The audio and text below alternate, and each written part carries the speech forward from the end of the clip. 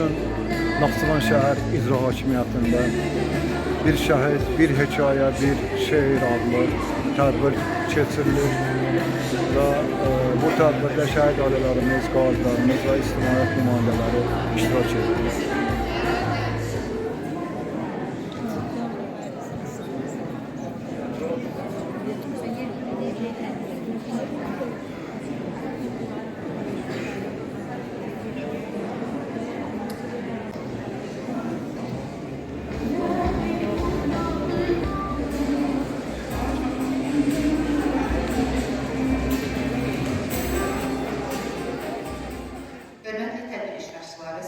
Naxçıvan şəhər hakimiyyətinin, icra hakimiyyətinin, Naxçıvan Qaziləri İctimai Birliyinin və Heyran xanım adına Zərif Qadınlar Ədəbi Birliyinin birgə hazırladığı 18 oktyabr Azərbaycan Respublikasının müstəqilliyinin bərpası günü münasibəti ilə keçirilən xüsusi tədbirdə bir şəhid, bir hekayə, bir şeir adlı kitabın təqdimat mərasimində xoş gördük.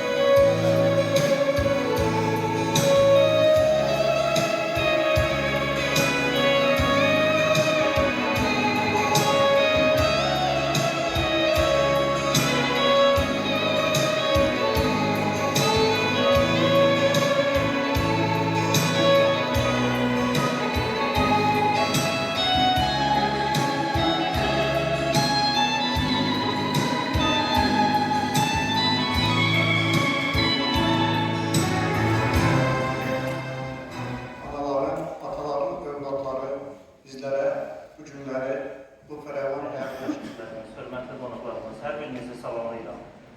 Bugün sizlərin qarşısında çıxış etmək mənim üçün qürurludur. Ona görə ki, biz bir millət iki dövlət şüarının bugün özünü ispat etdiyinin şahidi oluruq. Hər iki ölkənin yazarlarını bircə ərsəyə gətirdiyi bir şəhid, bir hekayə, bir şeir kitabının təqdimat mərasimində görüşürük. Əlbəttə, bu bizim üçün fəxrdir. Bizim şəhidlərimizin, onların döyüş xatirələrinin kitablara, tarixə həkk olunması əlbəttə bizim üçün böyük fəxrdir. Min arzunun yollarını aşmaq üçün varlığı ilə vətən olmaq, vətən demək, vətən sevmək. Kim sevəcək bu vətəni biz sevməsək? Kim deyəcək düşmənlərə sözümüzü biz deməsək? Şəhid olmaq, xəyanətə dözümsüzlük. Şəhid olmaq, mən demədən vətən deyib, sinəsini bu torpağa sipər edən ölümsüzlük.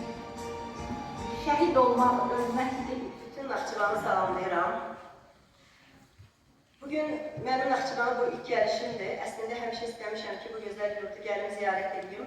Qismət bugünə imiş və bugünkü iştirakımızın belə möhtəbər bir məkanda və möhtəşəm bir tədbirdə şəhid adı səbəbilə olması da bir başqa qürur və sevinç verir. Bu hekayələr əsasında bizim senaristlərimiz, rejissorlarımız gözəl filmlər ərsəyə gətirəcəklər. Şəhidlərimiz xatirəsi həmişə yaşasın, yaşadılsın. Zalimin taştan kalbi kadar kara bilmirəm, kardeşim ağlarken rahat durabilmirəm, başımı yastığıma inan vurabilmirəm. Kışın yana bir çift sözüm var benim, söyleyin o Paşinyan. Efendim, hepinizin karşısında saygıyla, muhabbetle, minnetle eğiliyorum.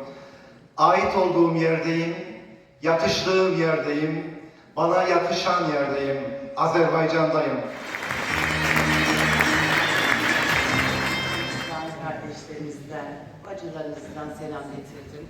Tekrar onların adına selamünaleyküm diyorum size. Ben de bir anayım. Şehit olan evlatlarımız olsun.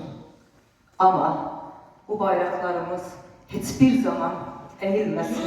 Dertleşen, toprakla elleşen, can verip mertleşen, birileri var, birileri var, birileri var.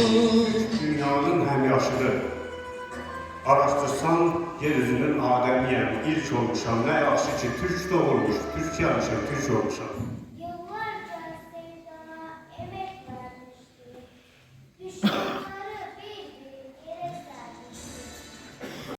Fikrimiz musallıktı. Yüksek bayrağımız güzel dalgalandı. Vatan özel değil, savaşa yollanmışsan, misafir almak için yanıp alınlanmışsan. Kanunlar verenmişsen toprağın vatan yolunda. Yazı yoldaşın şehit olup canını gözden aldırdı.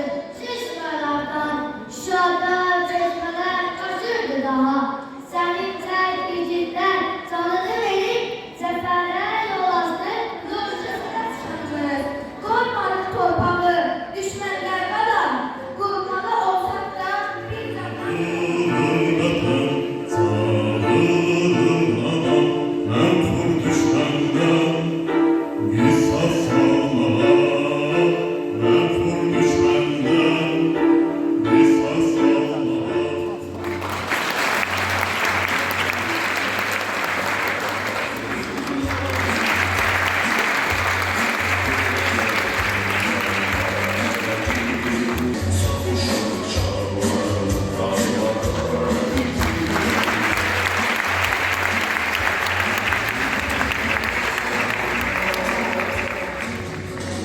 Sahneye buyurun.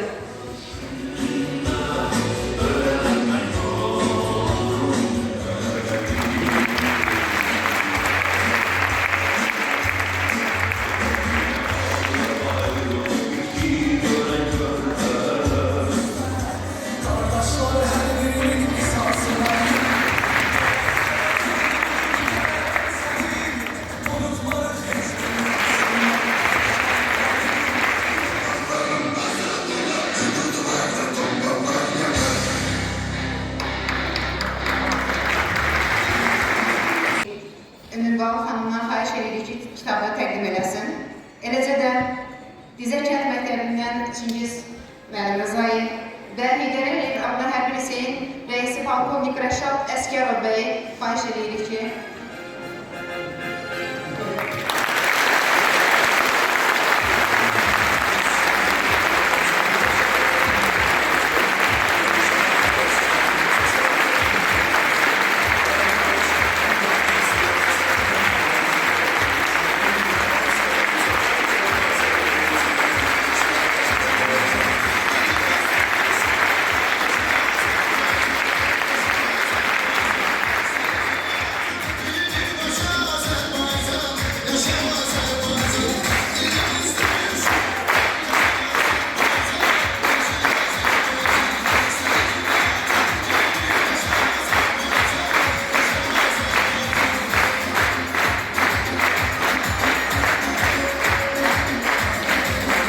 buyurun.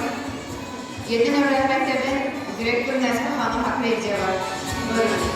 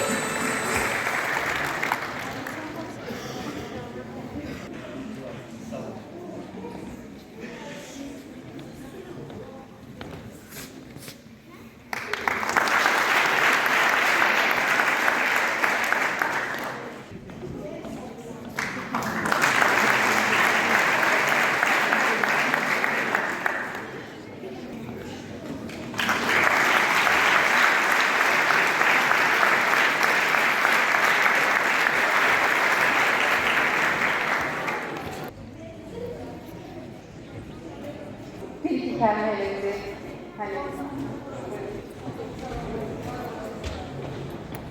Değerli bir kitabın yazılmasında şehitlerimizin gösterdiği kahramanlığın en güzel kelimelerle, en güzel cümlelerle yazılıp gelecek kuşaklara aktarılmasında emeği geçen bütün yazarlarımıza teşekkür ederim.